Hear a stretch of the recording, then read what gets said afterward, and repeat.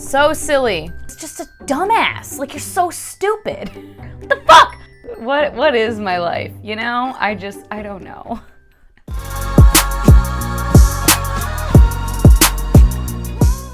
Well, hello. Welcome back to my channel. Just Shauna here to talk about some friggin' books that I have recently read. Because I suck at vlogs and reading projects, I still am not quite finished with my round 3 of like fantasy romance / romance deep dive vlog that I'm working on. I have like 3 books left, I want to say. One of which is like a full-length 500-some page book, and the other ones are shorter. I think one is even a novella. So I do have some books that I have not talked about yet that I'm not going to talk about once again today. But I do have 4 that are not from that little project, deep dive, whatever. But of these 4, 2 are DNFs. So, oh God. What is my life? You know, I don't know. So the first book to talk about, it was kind of a disappointment. This was one of the DNFs. And this author, I have enjoyed everything else I've read from this author. The Innocent by Ian McEwan. The premise of it just wasn't really grabbing me. I don't know when in his, catalog, in his career this one happened, like how early in his career this was or was not. Well, it looks like 1989. I don't know if this was earlier in his career. I mean, it's definitely earlier in his career, but I guess I don't know when his career started. If this was like his first novel or only his second or third or what. But it just didn't have that thing that I have liked from the other Ian McEwans that I have read. The main character I didn't give any fucks about. And then I was already feeling kind of like, do I want to keep going? I don't know. I could finish it. And then there was a scene where the main character, he had been sleeping with this woman that he just thought was like amazing. Oh my God. And he was a very timid, quiet, by the books, just follows the rules and whatever, and was a virgin. And the woman had been around the block as far as her romantic experiences and her sexual experiences, and had some very negative sexual experiences with men being very aggressive with her. If memory serves me, she had even referenced at least being sexually assaulted. I can't recall exactly, but just scenarios like that where she had very negative experiences with aggressive, combative men being physical with her, whatever. So she was delighted to meet this man who was this, quiet little gentleman that was a virgin and all of this. She just was like, oh my God, this is great. And he's nice and I enjoy hanging out with him. Cool. So they've been seeing each other for at least a few weeks. I don't remember exactly. Again, I wasn't getting grabbed by the story. But he got it in his head, and we're in his head, got it in his head to be more aggressive with her and that she would like it.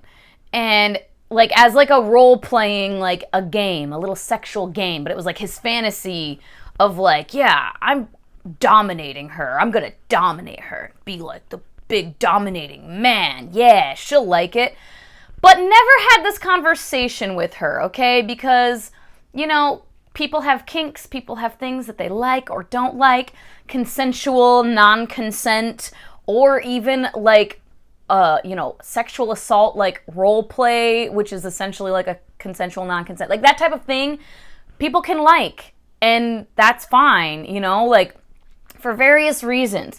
And if 2 people, or multiple people, if people having sex with each other consensually have that conversation, or they are aware, hey, this is what we're gonna do, and hey, here's a safe word, whatever. Cool, do the thing, right? But he never fucking talked to her about it. He just took it upon himself, comes over to her house, and she's all like, oh, hey. And then he starts being all fucking aggressive and forcing himself on her, and she immediately is like, what the hell? Because he's never like that.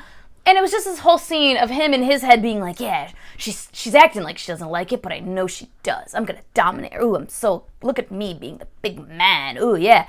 and like getting more and more escalated, and she's like clearly trying to fight him off and being like very confused because this isn't how he normally is, and then fucking like is about to do the thing, like ripping her panties off, and then she just like kind of gives up and starts crying and just is like, please leave. And then it clicks in his head like, oh wait, no, she doesn't get the, in his head again, not saying any of this out loud, in his head he's being like, oh, she doesn't get that it's a game? No, this isn't how it's supposed to go. What's happening? She's supposed to go along with it. No, I'm not being serious. Oh my God. And she's like, he stops, like thinking all of this, and then she's like, get out right now. And then he goes to leave, but he's like all petulant and shitty about it. And like all like, ugh, she didn't understand. And I just couldn't with the idiocy, the fucking idiocy. Obviously the scene also wasn't like super pleasant. Like, you know that he's not like intentionally like trying to sexually assault her. Like that, he thinks they're like doing a little role play. But like, bro, you didn't fucking tell her that. She thinks she's being sexually assaulted and about to be raped. Not a fun scene. And then yeah, just the way he was just a dumbass. Like, you're so stupid. What do you mean being like, oh, she doesn't get it? This is stupid. Like, bro, you didn't tell her. What the fuck? Oh my God, it made me so annoyed and angry, and like I was already not really having a great time, so yeah, gave up on this one. The next one I did finish, and it is an arc that I was sent by the publisher, so thank you very much to Angry Robot Books for sending me an arc of The Warrior by Stephen Arion. And I have The Coward over there, yep. And this isn't the final cover. I did a cover reveal for the actual cover of this, which is stupid gorgeous. Just these colors even are just so pretty. But like the actual cover art, I'll pop it in somewhere, is so pretty. This one is being released on the 9th. I'm recording this on August 6th. So in 3 days, this one will be available. And it's book 2 in this duology, the Quest for Heroes duology. And the blurb for it is, Kel, 2-time savior of the 5 kingdoms, is now the king of Algany. He has fame, power, respect, and he has never been more miserable. I don't really want to give more of a synopsis than that because I don't know, it could get spoilery, I guess. Without being too spoilery, I will say I like these characters. Sigrid, I think, is my favorite character. I definitely liked her scenes the most. I never really found myself, though, super engaged with the characters. Like, I like all of them. There isn't, and I do think they're well crafted. I didn't think they were like one-dimensional or anything like that. Just for whatever reason, I didn't get really like emotionally invested, I guess, in the characters. Again, without spoiling anything, we do have a quest off in another land, a very mysterious land, and I did really like all of the world building of that place, the atmosphere of it. It was very eerie, very like walking through the mists type of feel, and I think that was done really, really well. And yeah, like I said, I think my favorite parts were the parts following what was going on with Sigrid.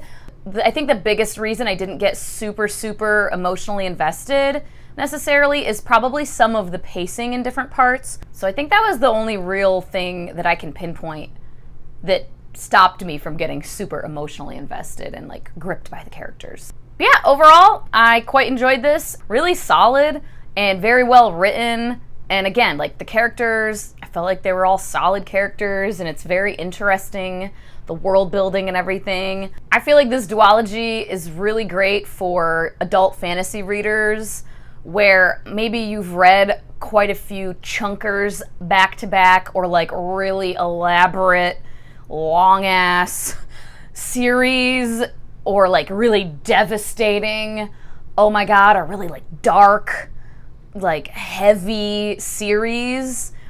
I think this duology is like such a good kind of in between that type of thing, where it's solid, it's a fun time, it's enjoyable, it's not super like silly and frivolous, but it's also not really like dark and heavy and like devastating type of thing. And it's short, it's just 2 books, and then you're good, and you're like, hey, cool, I went on a fun little adventure. that got a little serious and whatever at times, but it wasn't, like I said, super devastating. And I ended up giving this one 3.25 stars. I always like to reiterate when I'm giving a book like a 3.25 because I think some people, like anything under like a 4 is like, I kind of didn't like it. And for me, my rating system, 3 is very like, 3 is middle of the road. 3 is, I didn't love it. I didn't dislike it. I'm not mad I read it. It was cool, you know, whatever. And then, so 3.25 is like the higher end of that. It's like a little more than just like, meh, middle of the road. You know what I mean? So I always like to reiterate that because I know some people would, 3.25 would be like, oh, I kind of hated it. That's not for me. And then this was kind of a disappointment, but also, I mean, not necessarily because I wasn't obsessed with the first book, but I pre-ordered the first book, and because I enjoyed the first book enough, I pre-ordered this second book in this trilogy, and I ended up DNFing it. The Merciless Ones by Namina Forna. Yeah, book 2, book 1 is The Gilded Ones. I love these covers, by the way. And yeah, so without giving too much of a spoiler, this is young adult, and it is an African-inspired world setting. It's very brutal. My God, the first book. The whole thing is there are some girls who are born in these lands that have gold blood, and they are considered impure, and they have to go become warriors to kill these death shrieks that are plaguing the land. There are these like monster demon creatures, and these girls have to kill enough of these to become pure someday. And it's very, very misogynistic, the world. And these girls they're not necessarily eternal. They all have like a true death, but like you have to figure out what their true death is if you want to kill them. So a lot of them get tortured until their true death is found. But like they could get beheaded and their head like finds its way back to their body, and then they like regenerate. So really gruesome torture, death, etc. Definitely content warnings for that. Just graphic violence against anyone, but in this, young women, children in some cases. And also content warning for the first book, and it's mentioned in this book too. We don't see this on page. It's not like a scene where we're seeing this happen, but in both books it is referenced one character in particular who, as a child, as a young girl, when they discovered she had this gold blood, was sold off to a brothel, and yeah, was like for her, the madam's like special clients who wanted to murder girls. So they would murder her, and then she would come back to life, and just they would use her to make money that way by letting people have sex with her and then kill her. And then she would come back, and sometimes having sex with her after killing her. So yeah, many content warnings, basically. Also, homosexuality is a no-no in this world, so definitely content warning as well for just, you know, queer people not being treated well and not being accepted at all. But yeah, so things happen in the first book, and I'm not gonna do too much of the plot of the second book. You know, things are happening.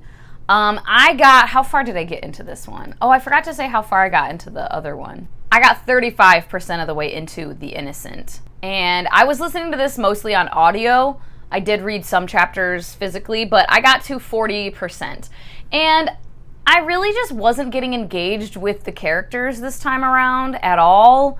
And like, I was getting kind of lost, honestly, with some of the stuff they were explaining with their gods, their goddesses, and I don't know, the history and the lore and what was going on and what we were doing with the plot. I was just kind of, what are we doing here, you know? It just really wasn't like grabbing my attention. The plot, the characters, I just, as per usual with my DNFs, I just was realizing I no longer cared at all. So, DNF, bummer, but I will unhaul both of these first two books. They're in really good condition, and hopefully someone who will connect with the story more will find them and love them. And then randomly watching one of Mara's videos, and I can't remember how recent of a video it was. I was really behind on my watch later for a while, so it could have been from a long time ago, who knows, where she was reading like her bookish twins, which I think is like Meg with the books, or I should find out. At any rate, Mara was reading books recommended by this other booktuber, like their favorite books that like they tend to have similar tastes. So Mara was like trying out those favorites. And she found one, which was book 2 of this series, that the way she described it, I was just like, you know what? I don't know why, but I just feel like I want that right now. So I got the first book in the series, and I freaking loved it. And that is A Quiet Life in the Country by T.E. Kinsey, a Lady Hardcastle mystery. This is a cozy mystery series following Lady Hardcastle, Emily Hardcastle, and her maid servant Florence Armstrong.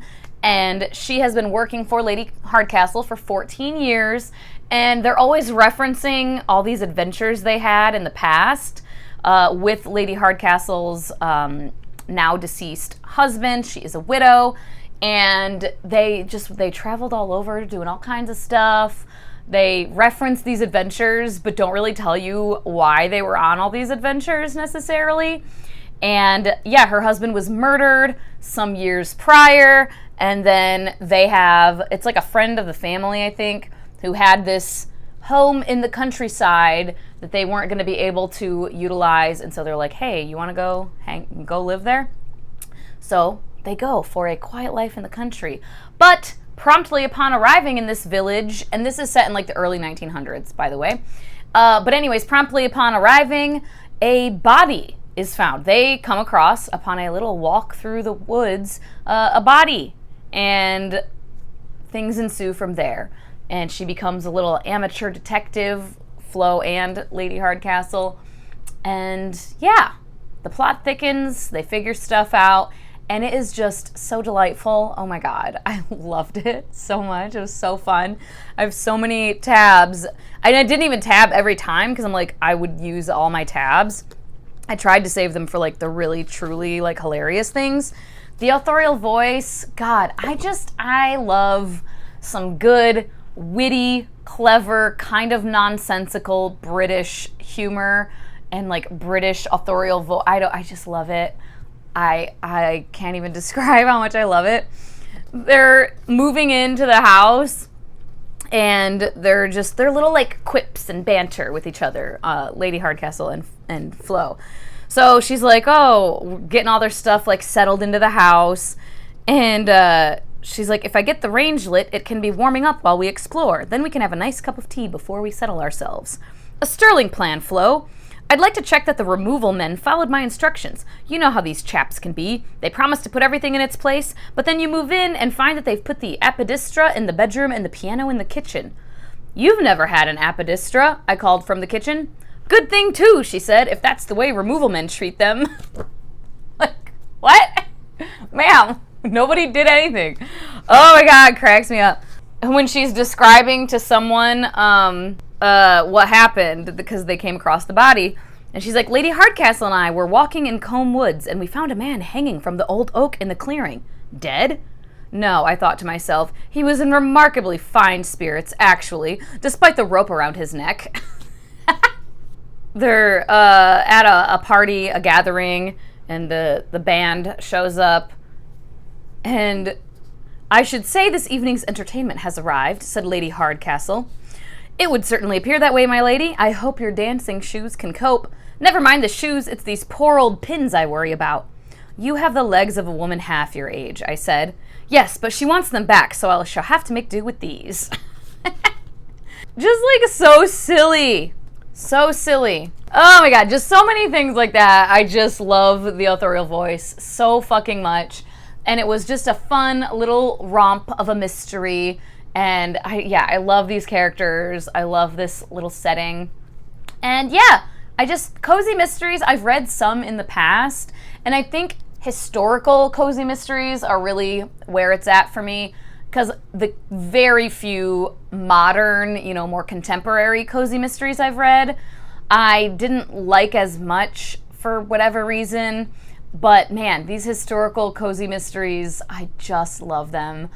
They're so fun. So I promptly went and bought basically the rest of the books that are available in the series. There's the 9th one is coming out in November. So I bought the first 8 and I'm reading the second one right now. I really liked it. I ended up giving it 4.5 stars. I didn't give it 5 because you know how I am with 5-star reads, I guess, where I'm a little stingy. But like, I probably could give it 5 stars. It was just so fun.